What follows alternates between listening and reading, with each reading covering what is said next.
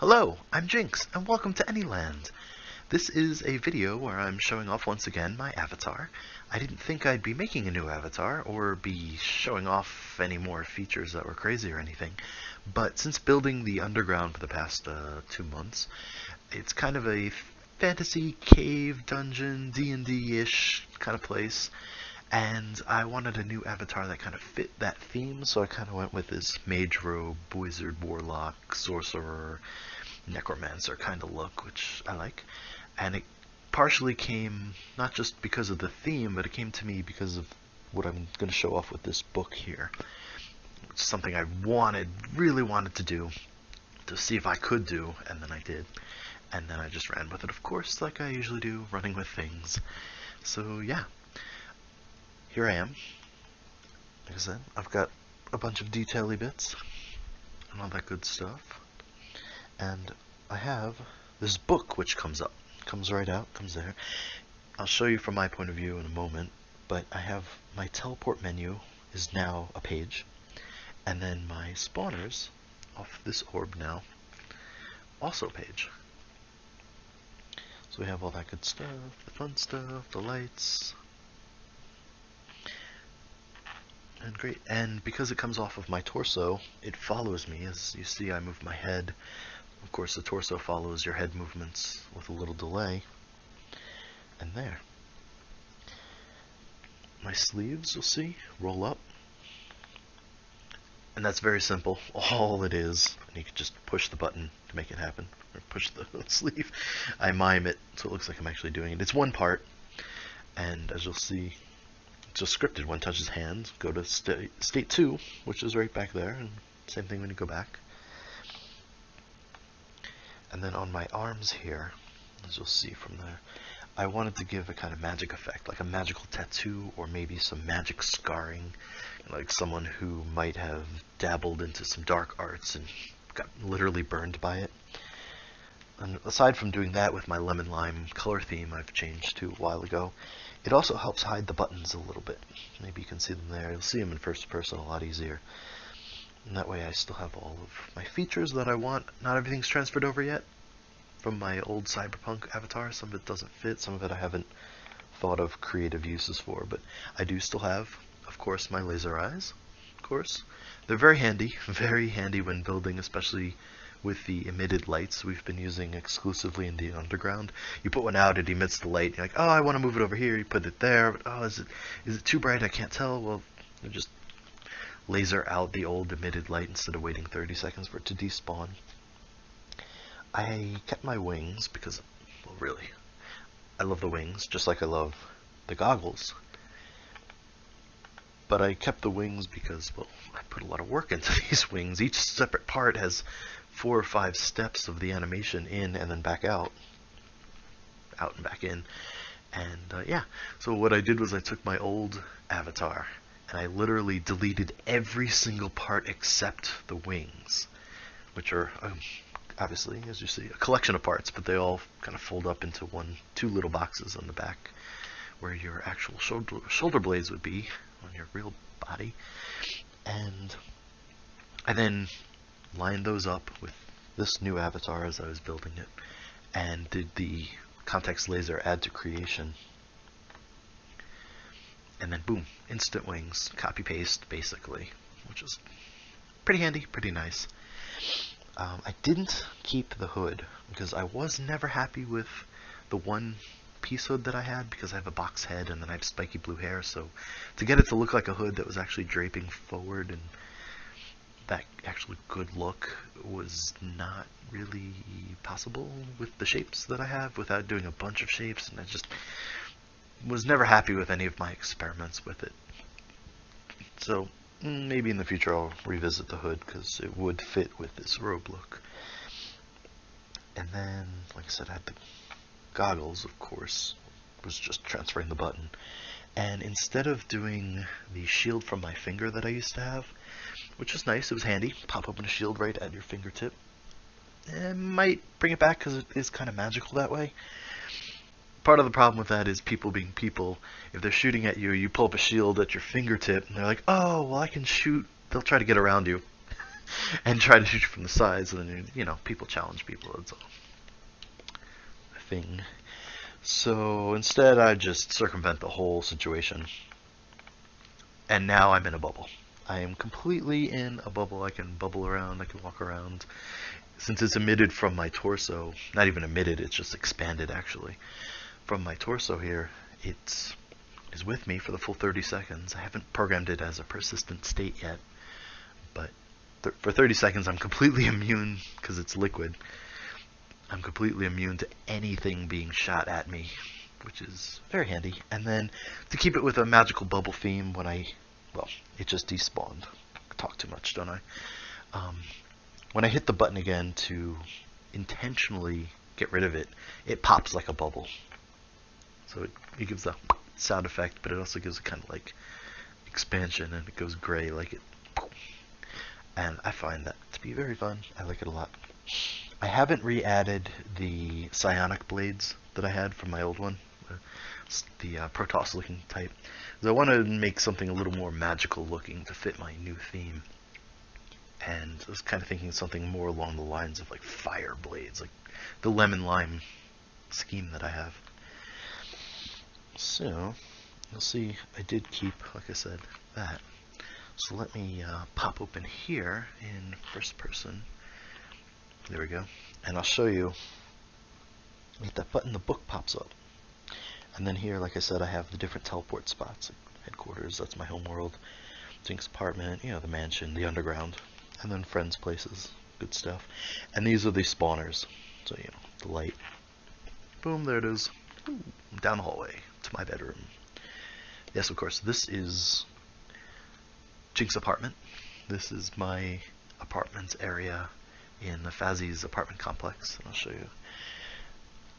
Nice built-in aquarium here.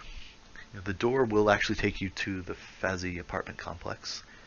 And when you're there, you can hit the door that's labeled with Jinx and come right here. That's a secret entrance to somewhere else. The kitchen, look at this. I rent the place and we don't even get appliances. Expect you to build your own? Come on. Well, that's fine.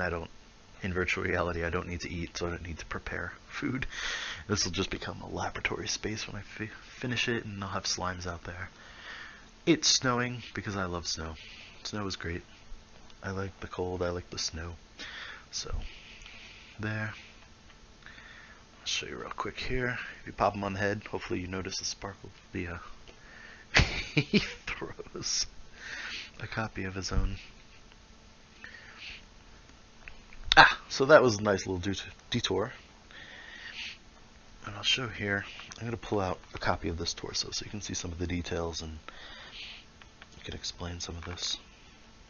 So here's the one I'm wearing right now, the finished product. You get the book and the little holder. The skull, you see here, I'll just adjust it so you can see it better in the light. The skull and the skull here are part of skulls and candles that I made for the underground in much larger size. And I scaled this down.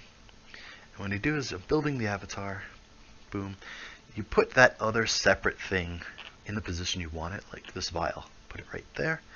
And then you edit. And then you context laser that other thing, which of course won't work here because I'm not doing it. And then you say add to creation. Boom, that thing is now glued to the original as if it belonged to the original. And the one that you added, that separate, stays. I'll just show you an explanation. It stays in position. I'll do the Anyland ring. Right? So let's say I wanted to just connect this, I don't know, here. Just onto the strap here, sure. Alright, whatever. Edit the torso. I context laser the ring. Thing created by me, placed by me. Add to creation. It goes whoosh, and then you hit done. And you see the Z fighting immediately, I can see. And if I just grab it, this is the original. And now that one is permanently affixed to the avatar. That's how you can add things you've made separately to another object. And with all the different trinkets I've made here, I've made the ring, the vial, this mana potion, this little baggy pouch, the skulls, they've all been separate, made them ahead of time, and then basically like that glued them onto it. Now I want to show you, you see with this mana potion, the little bit of glow on it, on the edges. If I remove the glass, you can see it better here, the blue. This is really neat for glass as well as magic liquids and other magic-y looking things. If you go to the textures layer and you select this one on the first page, and then a color, and you don't even have to adjust the detail on it, and you hit it and you'll see this go green on the edge. And that's, you'll notice it always is on the outline, no matter what angle you search it from. It gives that nice glow. I really like that a lot. That's pretty slick. So, get the swoop hanging back here. I might do curls, like Nightmare Before Christmas style, and I might do some sort of like black cloud effect below me. And then I might take out the top of this and add my Hearthstone, just to kind of add a little more detail on this. Now, one thing I really thought is neat when I see people's avatars, and it dawned on me, was having a full-size avatar. Previously, when I started, I made just kind of like this. It was a hoodie. It's this shape, shoulders. I didn't have, it was before I had added the trench coat features of my old Cyberpunk avatar. And let's see if I activate this camera again. Giving the full sense of the full body gives you that real sense of presence of being a full character in the world. When I was just an avatar, an avatar that was a hoodie, a floating torso, I'd see like screenshots or video where I was in those shots, and I'm like, oh, okay, you know, I'm a floating avatar, torso, it's fine, it's good, whatever.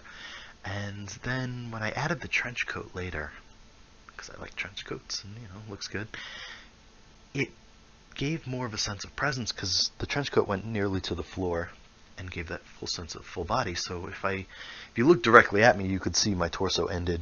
Anyway, I was still a floating torso. I just had length of the jacket.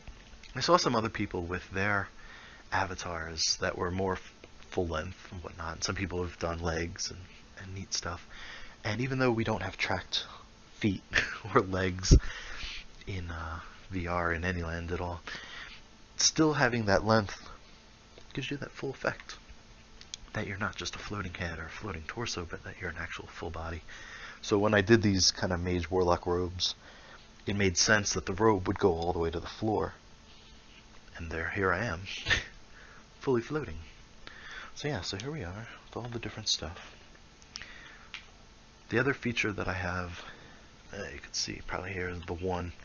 I, of course, added that player count text there because it's one of the most handy things when you're building, when you're hanging around with people, to see if somebody is teleported into the world or not, which is fun. Other than that, I think this is pretty good. We'll just pop up here,